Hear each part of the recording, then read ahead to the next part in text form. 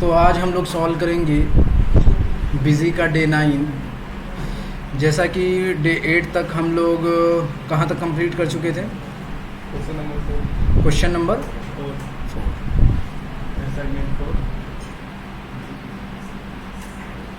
एक मिनट बस। TDS पढ़ चुके थे हम लोग, रिकॉन्सिलेशन भी हो गया था। बातचीत नहीं करिए, ये रहा, यही था। मैन्युफैक्चरिंग हम लोग कर चुके थे, ट्रांसफ़र भी कर चुके थे। अब देखिए नेक्स्ट क्वेश्चन नंबर 5 से हम लोगों को सॉल्व करना था। क्वेश्चन नंबर 5 हमारा है Mrs Sen the wife of the proprietor took 1 piece of magic box at cost from Noida godowns on 16/5/2019। जो कंपनी के मालिक है उनकी वाइफ 1 पीस मैजिक बॉक्स उठा ले करके चली गई।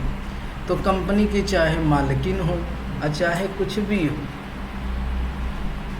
अगर निकाली हैं तो उसकी एंट्री आपको करनी पड़ेगी।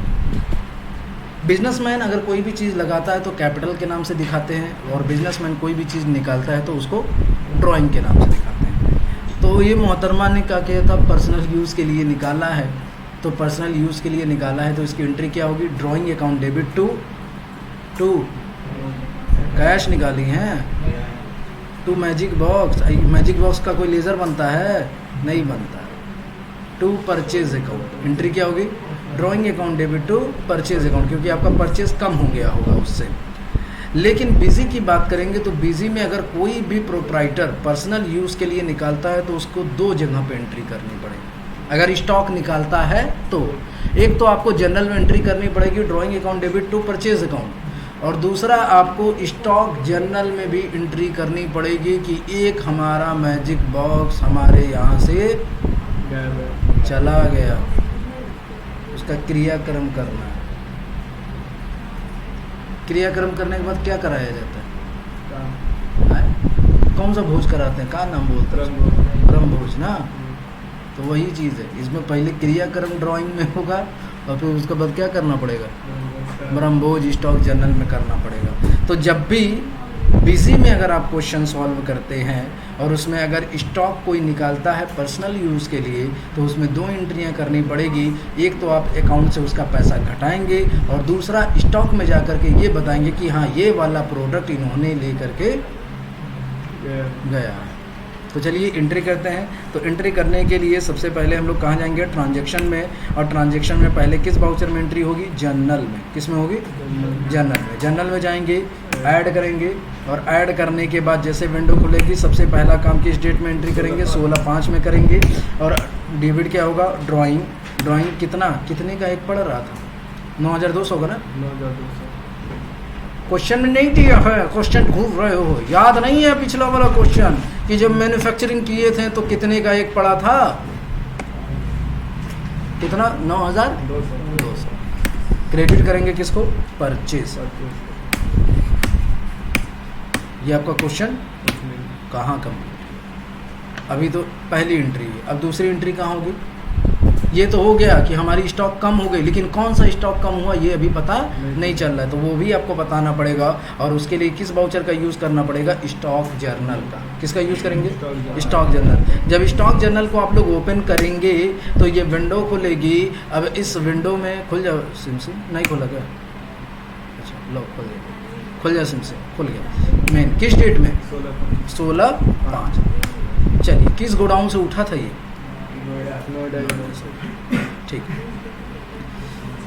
अब देखिए, अब यहाँ पे होता है आइटम जनरेट और यहाँ पे होता है आइटम कंज्यूम। तो ये बताइए जनरेट हुआ है कि कंज्यूम हुआ है? कंज्यूम हुआ है। ऐसा तो नहीं कि मिसेस सेन जो है ला करके 1 पीस रख दी हैं, तो ला करके रखेंगी बना करके तो उसको जनरेट बोला जाएगा, लेकिन निकाल के लेकर के जाएंगी तो कंज्यूम। तो यहाँ यानी आइटम जनरेट ब्लैंक छोड़िए, सीधे आइए किसमें? आइटम कंज्यूम में। क्या उठा के लेके गई हैं? Combo pack. कितना पीस? आ गया ना रेट? एक्सेप्ट करा दी। ओके, समझदार हैं? अच्छा हो जाएगा ना। तो इसमें क्या करना पड़ेगा? पहला आपको जनरल में एंट्री करनी पड़ेगी ड्राइंग अकाउंट डेबिट टू दूसरा स्टॉक जनरल में जाकर के एंट्री कर। नेक्स्ट देखिए हमारा क्वेश्चन है sold 4 piece magic box at the rate of 14,500 in cash with 12% GST from see and buy showroom. See and buy showroom से क्या किया गया है? सेल्स किया गया है। अब देखिए इस पे 12% GST हम लोग कितना कर दिए थे? 18 कर दिए थे ना। तो इसको अल्टर करने आता है कि नहीं आता? आता है। तो सेल्स कर रहे हैं तो एंट्री किस वाउचर में होगी? सेल्स में। सेल्स की शॉर्टकट की अल्ट प्लस F8 खुल गया। किस डेट में करना है? 18/5 पड़ेगा। वाउचर नंबर देखिए क्वेश्चन में दिया होगा, नहीं दिया है तो अपनी मर्जी से कुछ भी फिल कर दीजिएगा। आगे अब यहाँ पे बताइए कैश सेल कर रहे हैं, कैश सेल कर रहे हैं ना, कैश सेल कर रहे हैं तो यहाँ पे लोकल GST लगेगा। और लोकल GST कितना परसेंट? 12%। ठीक है। पार्टी अकाउंट नेम कैश, तो यहाँ पे कैश सेलेक्ट करेंगे। किस गोडाउन से? सी एंड बाय शोरूम से। क्या बेच रहे हैं? Combo pack. अब कॉम्बो पैक सेलेक्ट करेंगे, लेकिन यहाँ पे हमें रेट सही करना है तो अल्टरेशन की शॉर्टकट की क्या होती है? Alt plus M। जब अल्ट प्लस M प्रेस करेंगे ये ओपन हो जाएगा और यहाँ GST 18% की जगह कितना कर देंगे? 12%। ठीक है, एक्सेप्ट करा दीजिए। कितना पीस बेच रहे हैं? 4 पीस। किस रेट से बेच रहे हैं? 14,500। F2 प्रेस करेंगे, अब टैक्स लगाएंगे। कौन सा टैक्स लगेगा? CGST। फिर उसके बाद कौन सा टैक्स लगेगा? SGST। समझदार है? अच्छा।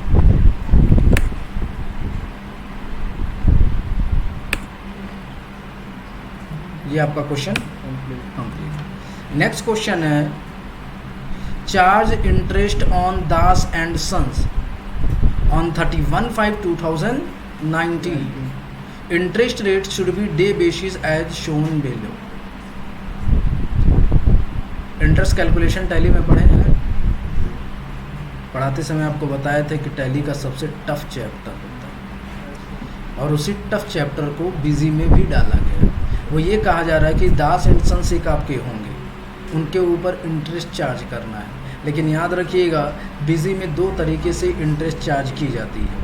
एक होता है डे बेसिस यानी दिन के हिसाब से चार्ज करेंगे, और एक होगा अमाउंट बेसिस यानी अमाउंट के हिसाब से चार्ज करेंगे।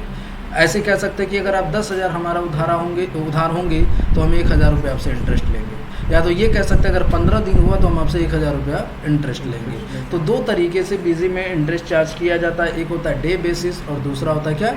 Amount basis. टैली में कुछ अलग तरीका होता है, लेकिन बिजी में बहुत ही इजी तरीका होता है। क्या इजी तरीका होता है कि इसमें कोई भी फीचर उचर इनेबल कराने की ज़रूरत नहीं है। किसी भी पर्सन के ऊपर आप इंटरेस्ट चार्ज करते हैं, इतने आप गुंडागर्दी हैं इसमें कर सकते। किसी के ऊपर कोई भी, उसमें क्या था पहले एक्टिवेट करा, जिस पे चार्ज करना उस पर एक्टिवेट कराइए, जाके फलाना करिए, फिर धमाका करिए, फिर रिपोर्ट बनाइए, तब आपका केस होता है। इसमें कुछ नहीं, किसके ऊपर चार्ज करना ये बताओ, कॉलर पकड़ के ले लेंगे पैसा। इसमें ये होता है। तो देखिए कैसे किया जाएगा। तो सिंपल सा, अगर आपको इंटरेस्ट कैलकुलेशन पहले तुम्हें बताना है ना कि अगर 10 दिन के अंदर है तो कितना परसेंट इंटरेस्ट चार्ज करेंगे? 5%। और 10 दिन से ज़्यादा हुआ तो कितना चार्ज करेंगे? 10%। तो उसके लिए आपको जाना पड़ेगा एडमिनिस्ट्रेशन में, कॉन्फ़िगरेशन में, और यहीं आपको देखिए दिखाई देगा इंटरेस्ट कैलकुलेशन स्लैब। दिखाई दिया? दिखाई दिया ना? दिखाई दिया? अच्छा, इंटर करिए। तो अब देखिए यहाँ पे आएगा अमाउंट बेसिस और डे बेसिस। तो हमें कैसे बताना है? डे बेसिस पे। तो किस में जाए? अमाउंट बेसिस में जाए? अच्छा, डे बेसिस में जाना। ठीक है, डे बेसिस में जाएंगे। अब ये अप टू कितने डे? 10 डेज। तो इंटरेस्ट रेट 5%। एबव 10 डेज तो क्या होना चाहिए? 10%। समझ गए? हो गया। अब इंटरेस्ट चार्ज किस पे करना है? दास एंड सन्स पे। आइए डिस्प्ले में आके देख लीजिए कितना हुआ। तो डिस्प्ले में जब जाएंगे तो यहीं अब आपको दिखाई देगा इंटरेस्ट कैलकुलेशन। दिखाई दिया? इंटरेस्ट कैलकुलेशन किस पे? महाजनी बिल रिसेबल। तो उसे दास एंड सन्स हमारे डेटर थे, तो बिल रिसेबल में जाएंगे। किस में जाएंगे? क्रेडिटर का होगा तो बिल्स पेबल में जाएंगे। बैंक को देना है तो बैंक इंटरेस्ट में जाएंगे। ठीक है, तो किस में जाना चाहिए हमें? Bill receivable. 1 अकाउंट खुल जाए। किस पे चार्ज करना है? दास एंड सन्स पे। कब से कब तक का चार्ज करना है? 31/5 दिया सर। 31/5 दिया, तो 31/5 यहाँ पे डेट डाल देंगे। और इंटरेस्ट कैलकुलेशन टाइप किस पे होगा? On the day basis. Day basis पे, ठीक है, एक्सेप्ट।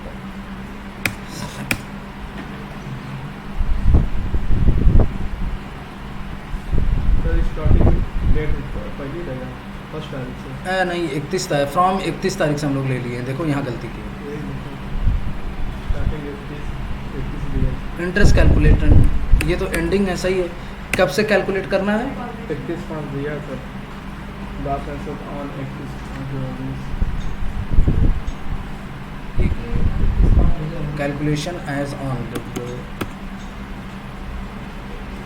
यहाँ पे ये चीज़ नहीं समझ में आ रही। डे बेसिस तो है ना, सही है ना? सर स्टार्टिंग डेट में कितना रहेगा?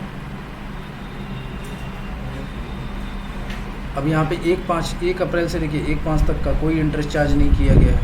इसको कुछ बेचा गया है कि नहीं दास एंड सन्स को? लास्ट एसेट को हो जाएगा। Yes sir. चलिए नेक्स्ट देखिए है, चेक कर सकते हैं। कितने क्वेश्चन और इसमें बचे हैं ज़रा बता सकते हैं? 12 तक है, 8 तक है। 8 तक कर देते हैं। चलिए, take a backup of your company. अभी तक देखिए टैली में तो बिजी, टैली में क्या बैकअप लेना होता था तो आप लोग क्या करते थे? एड्रेस कॉपी करके पेस्ट कर लेते थे। बाद में तो बड़ी दिक्कत होती थी। लेकिन बिजी जो एक ऐसा सॉफ्टवेयर है, इसमें पहले बैकअप नहीं ले पाते हैं कभी भी।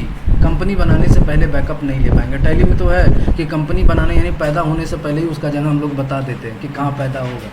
लेकिन बिजी में ऐसा नहीं कर सकते हैं। बिजी में कंपनी बनाने के बाद ही आप बैकअप ले सकते हैं, और बिजी में बैकअप लेना बहुत ही इजी है। कैसे लिया जाएगा बैकअप? तो पहली बात तो जहाँ पे लेना है बैकअप, जहाँ पे बैकअप लेना है वो आपको पता होना चाहिए। कहाँ पे लें बैकअप? फोल्डर में। किसी भी फोल्डर में अगर आपको बैकअप लेना होगा तो सबसे पहले इसकी एक और ये भी खासियत होती है कि अगर बैकअप लेना है तो सबसे पहले कंपनी को शट करना पड़ेगा। कैसे शट किया जाएगा? शट हो गया। अब बैकअप डेटा यहाँ दिखाई दे रहा है, बैकअप डेटा दिखाई दिया। बैकअप डेटा पे क्लिक करेंगे, एंटर करेंगे किस कंपनी का बैकअप लेना है। तो जिस भी कंपनी का लेना है उस कंपनी को हम लोग क्या करेंगे? सेलेक्ट करेंगे। सेलेक्ट करेंगे, ये यूज़र आईडी पूछेगा। यूज़र किस नाम से था? SC। पासवर्ड किस नाम से था? 1 2 3 के नाम से। और आगे बढ़ेंगे। अब ये पूछेगा कहाँ पे ले जाना है बैकअप, तो भाई फोल्डर दिखाई दे रहा है, कोई कॉपी पेस्ट नहीं करना। फोल्डर पे क्लिक करिए। अब पूछेगा कहाँ, तो कहाँ ले जाएं? डेस्कटॉप पे ले जाएं। अब डेस्कटॉप में किस फोल्डर में लेके जाएं? बैनर में लेके चले जाएं या बिजी फाइनल एग्जाम में लेके चले जाएं? बैनर में लेके चले जाएं, बैनर में। ऑल फाइनेंशियल ईयर ले लीजिएगा। ऑल फाइनेंशियल ईयर करके ओके कर दीजिएगा। ऐसा हो रहा है बैकअप। हो गया सक्सेसफुली, यस कर दीजिए। हो गया बैकअप, हो गया। पता कैसे चलेगा? चलिए बंद करिए इसको। बंद करने के बाद जो जिस फोल्डर में बैकअप लिए थे उस फोल्डर को ओपन करेंगे। कहाँ गया बैनर? कहाँ गया बैनर? ये रहे। चलिए, इसमें तो बहुत कुछ होगा, लेकिन देखिए ये फाइल आती है डेटा और डिस्क पर। ये दोनों फाइल होनी चाहिए। बिजी का बैकअप इसी से पता चलता है कि बिजी का बैकअप लिया गया है कि नहीं। समझ गए? हो जाएगा, कोई दिक्कत? चलिए बाकी का क्वेश्चन कल पढ़ते हैं, और कल आपके बिजी का लास्ट